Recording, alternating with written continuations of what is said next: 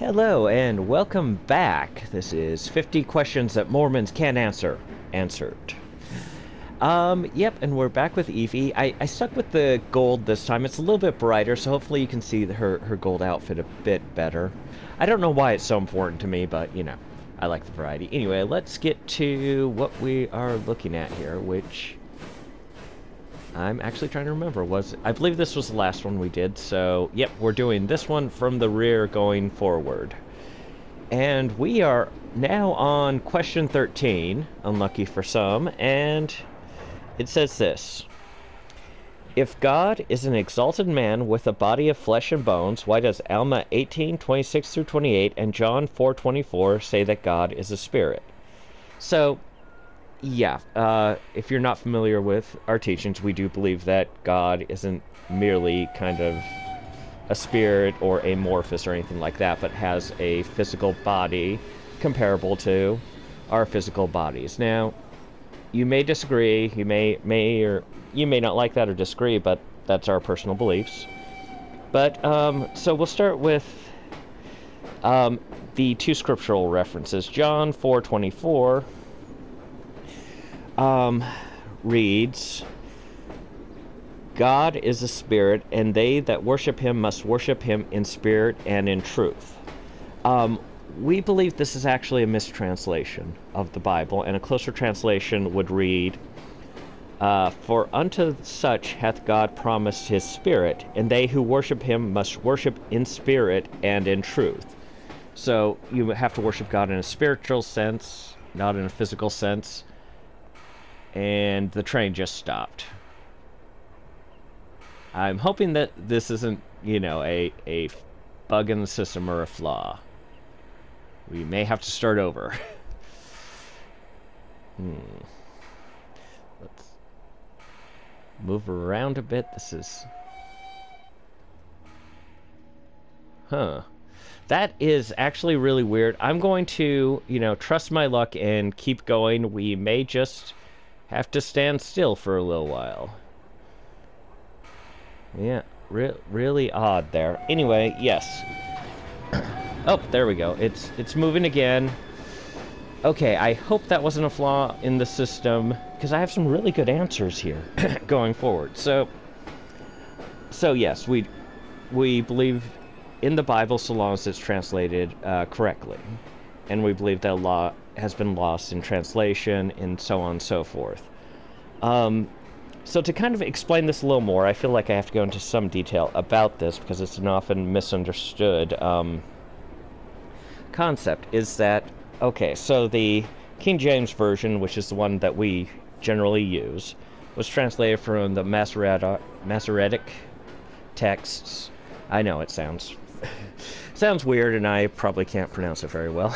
But yes, they're ancient texts written out on scrolls that were written out by monks and so on. Now, what happens is that scrolls last maybe 100 years, give or take. Certain circumstances, you know, some have lasted for a lot longer than that, most a lot less. And, you know, they wear out from read, they get old, they get stiff, and so on, and so they have to be recopied by new monk. Now, oftentimes, parts of the scroll that have worn out are parts that include the original dialogue, and so the person copying it has to essentially make their best guess as to, you know, the bits and pieces that are missing. In addition to that, if one monk has really bad handwriting, you know, then the next person to try and copy it may not get the exact same meaning, may not be able to read it very well. And, you know, there's all these little factors that could change the meaning. Now, in addition to that, when you translate from one language to another, you have to translate the meaning of what is said, not the exact words. The main reason is that different languages have a different structure for their sentences. So, for example, it's like, what's a good statement? I'm going to eat my parents' cheese. We'll go with that one. That's a sentence I'm sure you use all the time. I'm going to eat my parents' cheese. In Spanish, that would be voy a comer El queso de mis padres. So first off, direct translation from Spanish to English, it would be going to eat the cheese of my parents. So it's slightly different there. The I'm is completely removed in Spanish because voy, the way the word is set up, basically includes the pronoun already. So you don't need to say yo voy, just voy is fine. And cheese of my parents instead of my parents' cheese, technically correct, but it doesn't quite work in common English. In addition to that, when you do the translation, what if the person has a little confusion about the word padres? Now, padres, when translated to English, can mean parents. It can also mean fathers.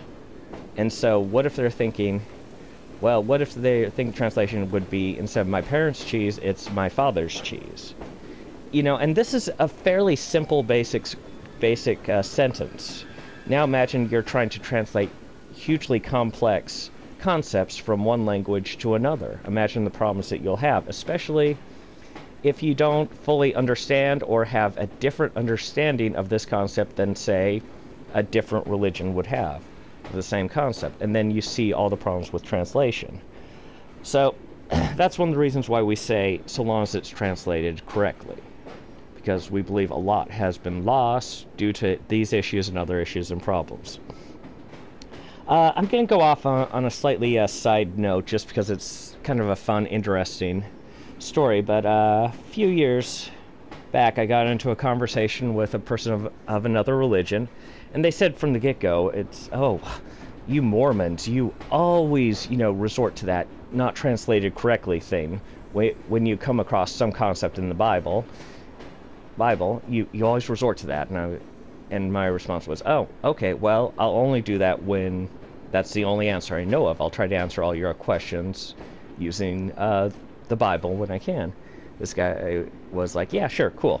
So we had our conversation, and so 4 or 5 times during our conversation, when I would quote the Bible, he would say, oh, well, yes, we don't hold with that, particular translation of the Bible. Our translation, our religion translates it better as this, or we believe the ancient Hebrew read it better as this or that. And I was like, oh, okay, fair enough. I'm not familiar with that translation, but yeah, fair enough. I'm using the King James Version.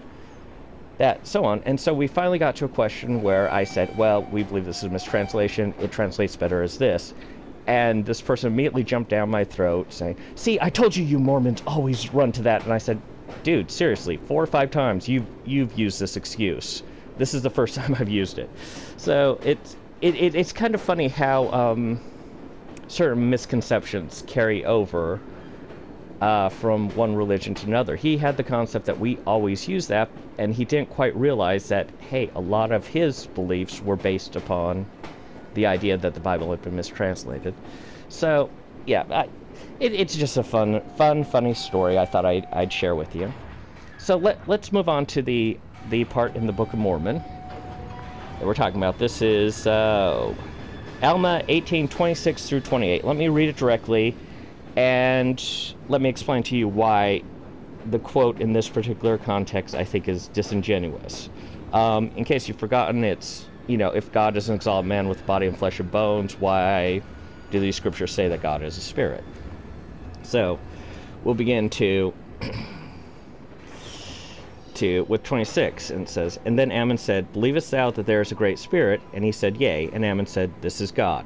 Ammon said unto him again, believest thou that this great spirit, who is God, created all things which are in heaven and in the earth? So, to put this entire chapter into context, Ammon is preaching to a group of people who don't have no knowledge of the religion, of what he's teaching or what he's talking to, so he's forced to use his own language. And I think if we go back a couple scriptures, or a couple verses, from down to 24, it says, and Ammon began to speak unto him with boldness, and said unto him, believest thou that there is a God? And he answered and said unto him, I do not know what that meaneth. And then Ammon said, "Believest thou there is a great spirit?" And he said, "Yea." And Ammon said, "This is God." He was speaking to him in the language that he understood. The man he was talking to had no knowledge of God, of the religion of God, but he had terminology that he used in a similar fashion. So for him, God was the Great Spirit. That was the title given to God, and Ammon was essentially explaining the concept of God using the words that a person would understand. It doesn't, and that's why I say it's disingenuous, because it's not saying God is a spirit, it's using the terminology that was familiar with the person he was talking to. So either the person who wrote the questions didn't know this context of what it was being said, or it's disingenuous. I wanted to give him the benefit of the doubt, but in many of these cases it feels like when I give him the benefit of the doubt and say, well, he's not really being disingenuous, he just doesn't know, it does come off as if he's a little bit ignorant of what he's quoting, so I'm not entirely sure which way is the best way to go there. So anyway, that's a a long answer to a simple question. So anyway, let me know what you think. Like and subscribe if you liked it.